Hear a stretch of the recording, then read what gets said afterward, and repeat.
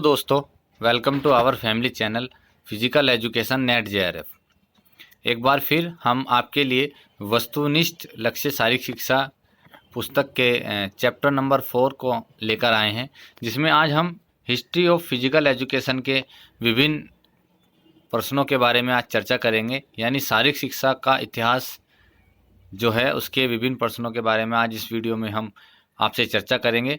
तो उससे पहले मैं सभी से चाहूँगा कि विभिन्न प्रकार की आने वाली सभी क्लासों के लिए हमारे इस चैनल को शेयर करें, सब्सक्राइब करें, जिससे आपको आने वाली सभी वीडियो के नोटिफिकेशन समय पर मिलते रहे। तो चलिए शुरुआत करते हैं आज की अपनी वीडियो की। तो आज का हमारा पहला प्रश्न है, यानी जो हमारा फर्स्ट क्वेश्चन है, स्पार्टा में जिम्नास्टिक डांस को किस नाम से जाना जाता था? तो यह किस नाम से जाना जाता था? बीबाबिस के नाम से इसको जाना जाता था। नेक्स्ट क्वेश्चन है हमारा, धार्मिक डांस को किस नाम से जाना जाता था? यानी जो हमारा धार्मिक डांस था उसको क्या कहते थे? हॉर्मस कैरियाटिस नाम से इसको जाना जाता था। नेक्स्ट क्वेश्चन है हमारा, सैनिकों द्वारा किए जाने वाले डांस को किस नाम से जाना जाता था? तो इसको किस नाम से जाना जाता? पार्यहिक नाम से इस डांस को जाना जाता था, यानी इसको पार्यहिक डांस बोला जाता था। नेक्स्ट क्वेश्चन है हमारा, पीथियन खेलों में कौन भाग लेते थे? तो केवल अटांकिका जो निवासी थे वे वहाँ पर इन खेलों में भाग लेते थे। नेक्स्ट क्वेश्चन है हमारा, किस प्रकार की गतिविधि में या खेल में किसी बॉल का प्रयोग करने वाले अध्यापक को क्या कहा जाता था? तो इसको क्या कहा जाता? स्पारेस्टिस इसको कहा जाता था। नेक्स्ट क्वेश्चन हमारा क्वेश्चन नंबर 6, जेवलिन थ्रो की ट्रेनिंग देने वाले अध्यापक को क्या कहा जाता था? तो उसको क्या कहा था? एक्रोनिस्ट इसको कहा जाता था। नेक्स्ट है हमारा क्वेश्चन नंबर 7, तीरंदाजी की ट्रेनिंग देने वाले अध्यापक को क्या कहा जाता? उसको क्या कहा जाता? टोक्सोटिस इसको कहा जाता था। नेक्स्ट क्वेश्चन है हमारा, हथियार चलाने की ट्रेनिंग देने वाले अध्यापक को क्या कहा जाता था? तो उसको क्या कहा जाता? होल्पो माचिस उसको कहा जाता था। ठीक है, यानी होप्लो मैकोश जो अध्यापक थे वो क्या करते थे? हथियार चलाने की ट्रेनिंग देते थे। नेक्स्ट है हमारा क्वेश्चन नंबर 9, ये यहाँ पर मिस्टेक है। शारीरिक शिक्षा एवं शिक्षा के दृष्टिकोणों के आधार पर यूनान के इतिहास को कितने भागों में बांटा जा सकता है? तो कितने भागों में बांटा जा सकता है? इसको हम 4 भागों में बांट सकते हैं। ठीक है, फर्स्ट है हमारा होमर काल यानी होमरिक पीरियड, सेकंड हमारा स्पार्टा पीरियड, थर्ड है हमारा पूर्व एथेंस पीरियड यानी एथेंस काल, और लास्ट है हमारा उत्तर एथेंस यानी लेटर एथेंस जो है पीरियड। ठीक है, उसको हम क्या बोलते थे? लेटर एथेंस पीरियड, और इसको हम स्वर्ण युग भी कहते थे। नेक्स्ट क्वेश्चन हमारा क्वेश्चन नंबर 10, किस कवि के द्वारा इलियाड तथा ओडिसी महाकाव्यों की रचना की गई?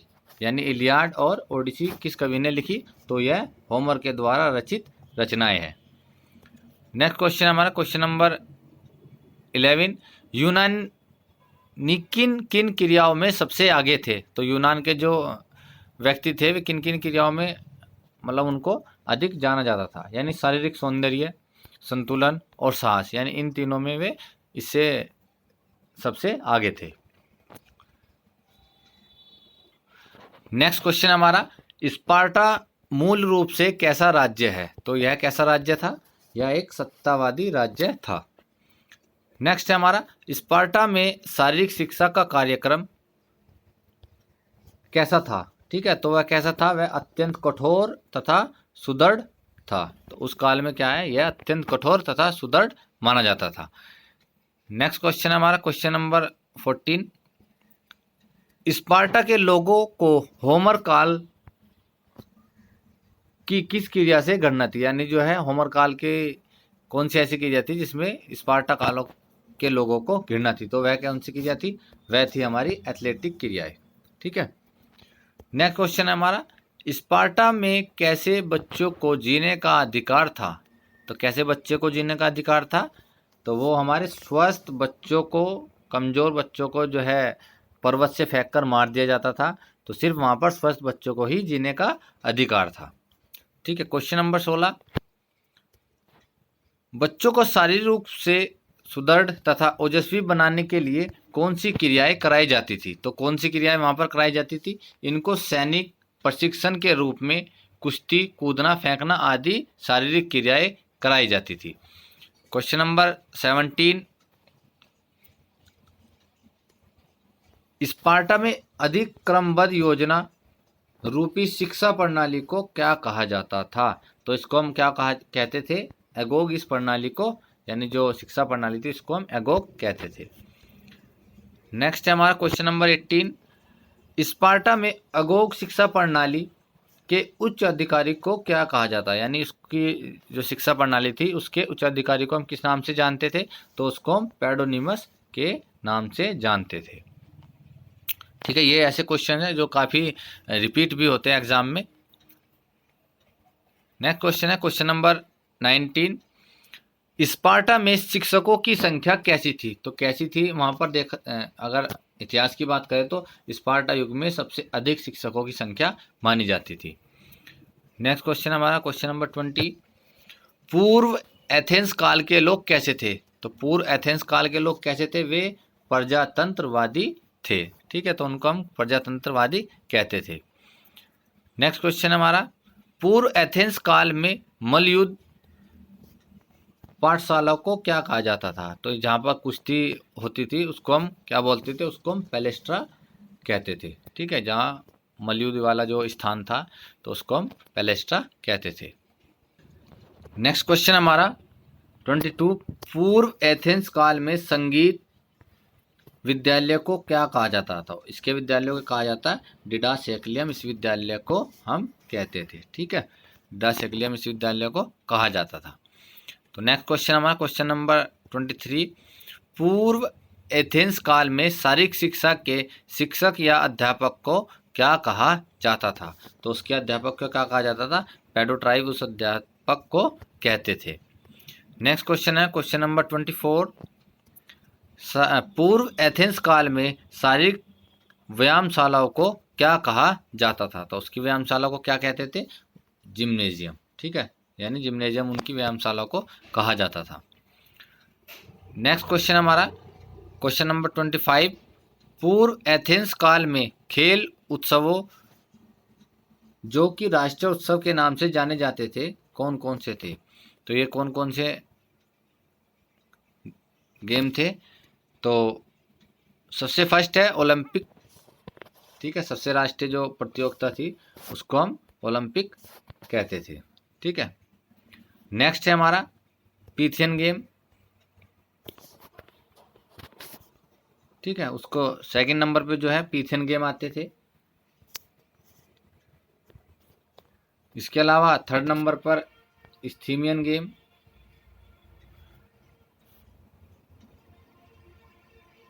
और लास्ट हमारा फोर्थ नंबर पर न्यूमियन गेम।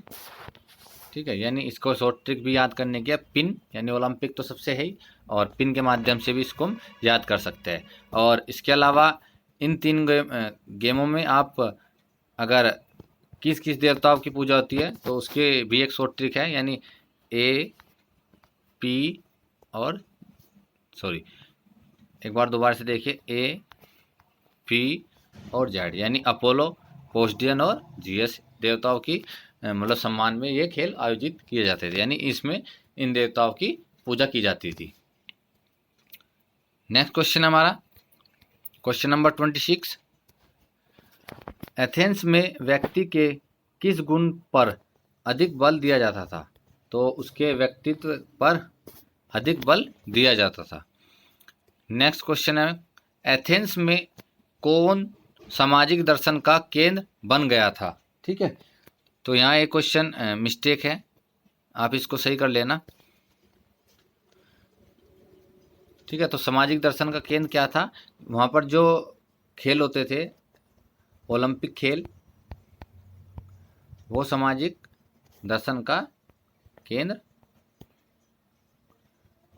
ठीक है, वो सामाजिक दर्शन का केंद्र बन गया था।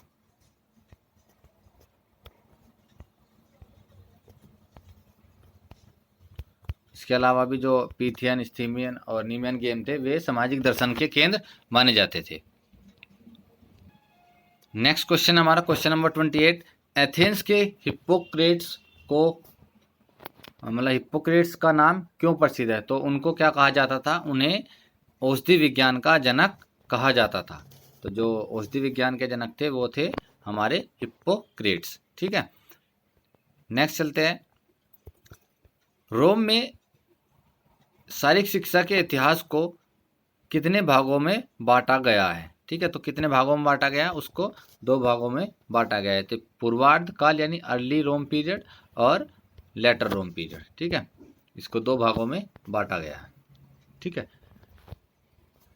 नेक्स्ट क्वेश्चन है हमारा क्वेश्चन नंबर 30, रोम में किस प्रवृत्ति के लोगों का बोलबाला था? तो किस प्रवृत्ति के लोगों का बोलबाला था? जो वक्ता यानी वक्ता अच्छे थे, भाषावादी जिनको बोला जाता है, वो वहाँ पर उन लोगों का बोलबाला था। नेक्स्ट हमारा क्वेश्चन नंबर 31, रोमवासी अत्यधिक किस प्रवृत्ति के होते थे? तो वह कैसे होते थे? अधिक गंभीर, रूढ़िवादी, व्यवहारिक और यथार्थवादी। उन लोगों को मतलब उन लोगों की क्या प्रवृत्ति थी? नेक्स्ट क्वेश्चन हमें क्वेश्चन नंबर 32, रोमवासियों में कौन सा गुण मूल रूप से विकसित था? तो कौन सा मूल रूप से विकसित था? संगठन तथा प्रबंधन, यानी वो सभी एक साथ रहते थे और उनका प्रबंधन भी अच्छा था। नेक्स्ट क्वेश्चन हमारा, शारीरिक शिक्षा को किस का साधन माना जाता था? यानी रोम में जो है शारीरिक शिक्षा को किसका साधन माना जाता था? तो यह तो हमारा सैनिक प्रशिक्षण था, जिसको मतलब उसका आपको साधन माना जाता था। ठीक है, क्योंकि शारीरिक शिक्षा और सैनिक प्रशिक्षण सभी एक जैसे ही होते थे उस काल में।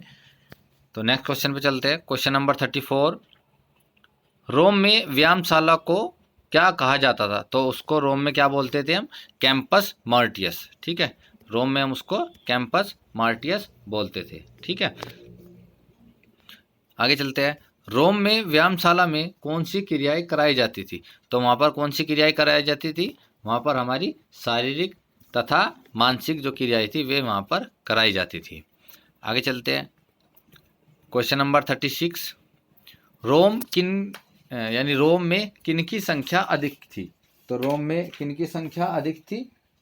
तो वहाँ पर जो दास लोग होते थे उनकी संख्या अधिक थी। ठीक है, दासों की संख्या अधिक थी।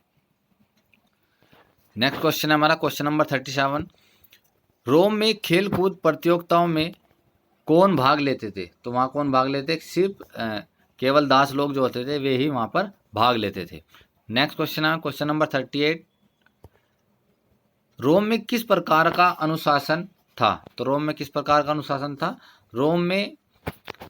रोम युद्ध प्रिय होने के कारण यहाँ का अनुशासन बहुत ही कड़ा था। यानी कि जो वे वहाँ पर युद्ध होता था और युद्ध में आपको भी पता है कि सभी जो है अनुशासन के जो रूल्स है वो बहुत ही कैडे यानी स्ट्रिक्टली वहाँ पर होते थे।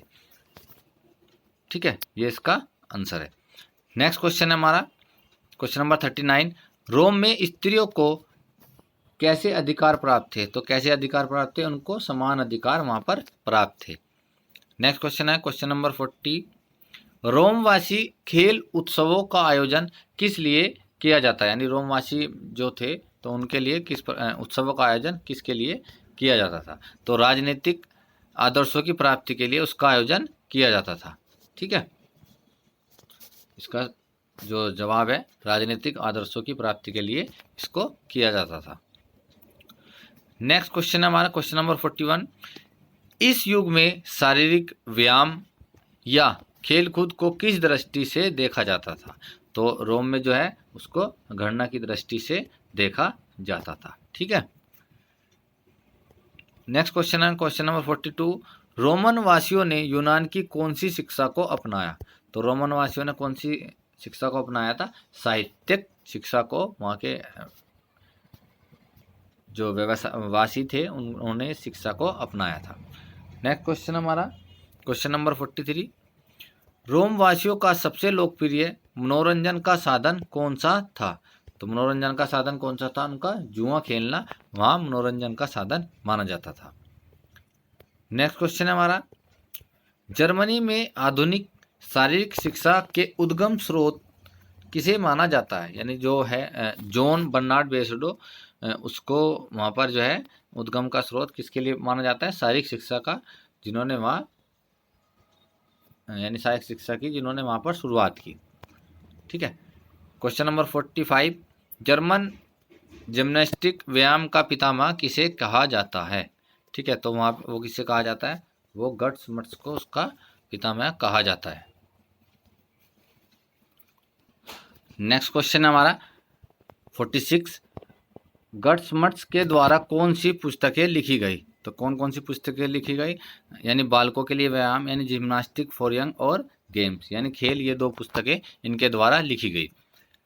नेक्स्ट क्वेश्चन है हमारा 47, ऐसा कौन सा जर्मन व्यक्ति था जिसने शारीरिक शिक्षा को जर्मन के लोगों में राष्ट्रीय एकता के साधन के रूप में प्रतिष्ठित किया?